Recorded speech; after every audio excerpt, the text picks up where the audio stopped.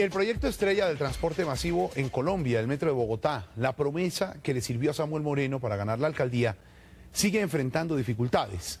En los últimos días se han producido una serie de noticias un poco confusas que no nos permiten a los ciudadanos saber qué va a pasar realmente con el metro. ¿Se modifica el trazado? ¿Se la va a meter toda el gobierno nacional o por el contrario le quitó algunos dientes al proyecto inicial? Para resolver las dudas sobre esta obra tan importante para el país, María Emma Mejía consultó al gerente del Metro de Bogotá, Camilo Sea. Esperamos que las explicaciones los dejen satisfechos. María Emma Mejía entra al radar. ¿Está frustrado con la decisión del presidente Uribe de sí pero no?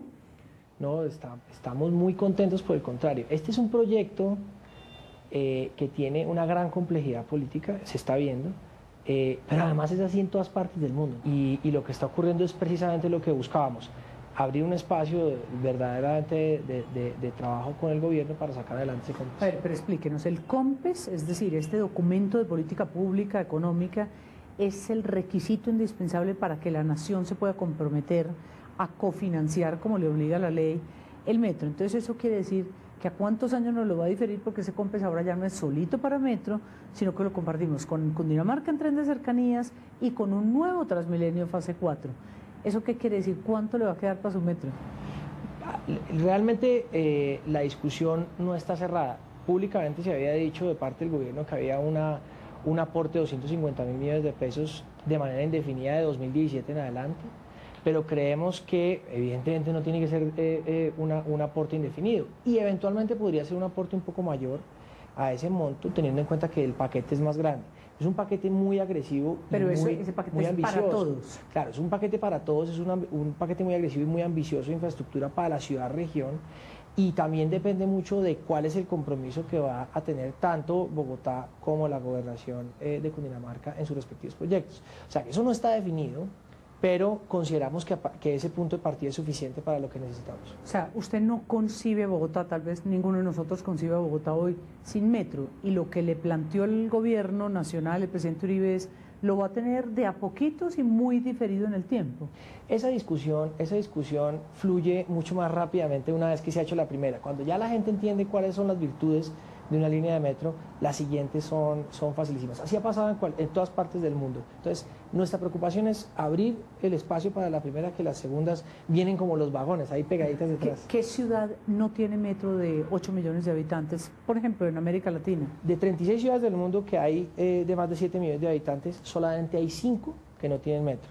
Lima y Bogotá en América Latina, pero Lima va a terminar la obra de metro que arrancó en los 80 en su primer término presidencial, Alan García. Quedaremos como únicos en América Latina, Kinshasa y Lagos en África y Dhaka en Bangladesh.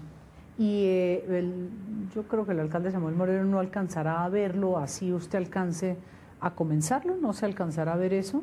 Sí, nosotros hemos previsto dentro de los cronogramas que las obras de superficie deben comenzar en algún momento en el segundo semestre de 2011.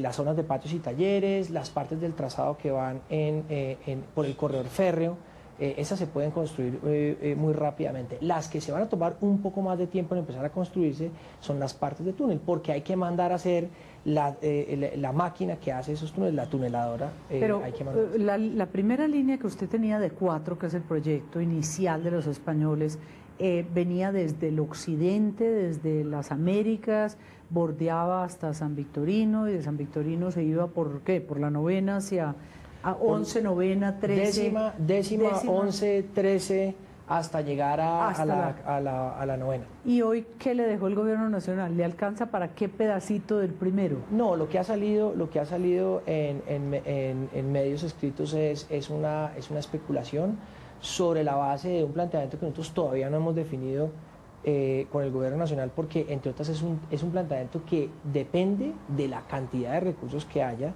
del gobierno nacional y en qué momentos van a entrar a construirse las obras. ¿Y el COMPES va a definir eso? Es decir, va a decir claro, tanto para el Metro de Bogotá, tanto para el tren de cercanías, de esos 250.000 yo lo reparto así.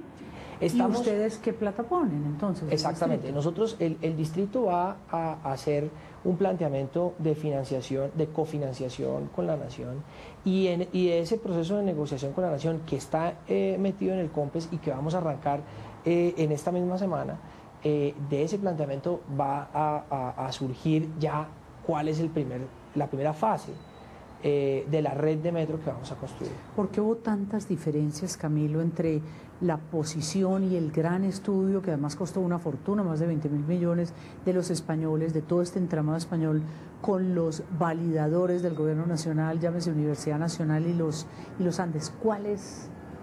¿Cómo pueden dos técnicos diferir tanto? Es muy sencillo.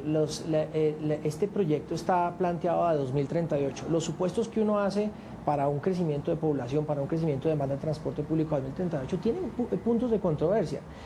Las personas que están trabajando en los grupos de validadores tienen además una experiencia muy particular en sistemas de transporte masivo flexibles, de buses. Ese proceso de discusión con los validadores fue un proceso demorado, pero yo creo que está dando frutos porque ya han entendido los puntos que son para nosotros fundamentales. Y nosotros también hemos entendido algunos puntos de ellos que son importantes para enriquecer el trabajo. ¿Cuál es la tesis del alcalde Moreno y suya de que se necesita el metro al mismo tiempo que se necesitan los Transmilenios? El borde oriental es el borde oriental de Bogotá, es un borde de muchísimo tránsito. De los cerros, dijeron. De los cerros. El que nosotros decimos que está comprendido entre la Norte, Quito Sur y los cerros, y digamos la Plaza de Bolívar y la calle 116. Ahí se concentra la mayor parte de la actividad económica de la ciudad. En ese centro expandido no hay forma de meter un Transmilenio, físicamente no hay espacio. Y la séptima, que es una solución ligera. Entre las dos... O sea, la séptima en realidad va a transportar pues la gente de las universidades, pero estamos es un solo carril. Estamos estimando que 2018 estaría transportando cerca de 200.000 personas al día. Si la Caracas transporta 450.000 personas al día, estamos diciendo que entre Transmilenio Caracas y Transmilenio Séptima se cubren 650.000 viajes en transporte público diario. Estamos estimando una demanda de 1,5 millones de viajes diarios en transporte público en ese borde oriental en 2018. Luego nos están haciendo falta 800.000. Aún si pudiéramos meter un Transmilenio, el Transmilenio más cargado carga 450.000, caso de la Caracas. Sí. Pero como no tenemos forma de meter un Transmilenio por ahí, porque físicamente no hay espacio, lo único que se puede hacer en el borde oriental es una línea de metro subterránea. No puede ser ni siquiera un metro de superficie, no puede ser un monorriel, porque no cabe, no hay espacio físico. Entonces, cuando ya uno confronta a las personas que son, digamos, fuertes, digamos, en su apoyo a Transmilenio, como el exalcalde Peñalosa, creo que entran en razón y dicen, bueno, esta solución se necesita. Este no es un problema este no es un problema contra Transmilenio. Transmilenio es una maravilla. Y el tren de cercanías que tanto se ha comprometido el presidente, yo no sé, tal vez por amigo de Andrés González, el gobernador, pero ahí hay como una necesidad. Sí entra tanta gente del norte de Bogotá, de los municipios del norte a la capital. A futuro debería tener una muy buena carga. ¿Qué es lo importante del tren de cercanías, en mi opinión? Y la gente de la gobernación, Claudio Galán, por ejemplo, lo explica muy bien. La conurbación que se está dando en el borde occidental, digamos, al margen occidental del río Bogotá, es perfectamente desordenada. Se requiere una línea de transporte masivo para aglutinar esa conurbación. O sea, el ideal es tenerlo todo y usted le apuesta a que el gobierno nacional no los deja colgados de la brocha, literalmente, y que firmado el COMPES arranca ese compromiso presupuestal, o todavía Hacienda tiene que determinar qué plática les va a dar, fuera de la de ustedes, ¿no? No, lo que sí es claro es que ese compromiso fiscal debe quedar casi al mismo tiempo del documento COMPES. Estamos 36 días de la primera vuelta electoral. ¿Quién le gustaría que fuera el presidente para que pudiera seguir esta obra? Porque sin presidente, sin el apoyo del gobierno nacional, eso es muy difícil. ¿O con el COMPES eso queda garantizado? De los candidatos presidenciales, el único que se ha mostrado en franco desacuerdo con el proyecto del metro es Pardo. El resto ha manifestado su apoyo, y con la excepción de Mocus, que también ha dicho que en principio pensaría que quisiera tener más troncales de Transmilenio. Si la primera línea empieza a funcionar en 2017, habrán pasado dos periodos de alcalde y 3 periodos presidenciales. Luego, la gente tiene que entender que este es un tema que trasciende lo político. ¿Y cuánto vale un kilómetro construido de metro? 64 millones de dólares tenemos presupuestado en el diseño conceptual. Que es como el doble de lo que vale uno de Transmilenio. Un poco más del doble, teniendo en cuenta que kilómetro de fase 2 en promedio costó 25 millones. ¿Y le preocupa esos costos? ¿Le preocupa ignorar prácticamente a la capital por muchos años indefinidamente? No me preocupa, y hay que explicarle a la gente por qué vale más. Es porque la capacidad de un metro es 2 o 3 veces la capacidad de un Transmilenio. Teniendo en cuenta esas diferencias, uno tiene que necesariamente entender que hay unos corredores de la ciudad que necesitan un metro. No sirve Transmilenio.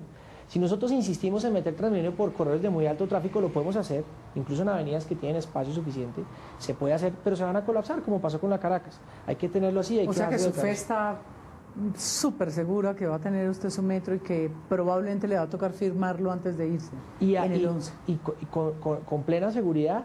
Muchas gracias, Camilo, por acompañarnos. A ustedes por la invitación. Seguramente tendrán que esperar mucho los habitantes de Bogotá para ver y disfrutar de un metro completo.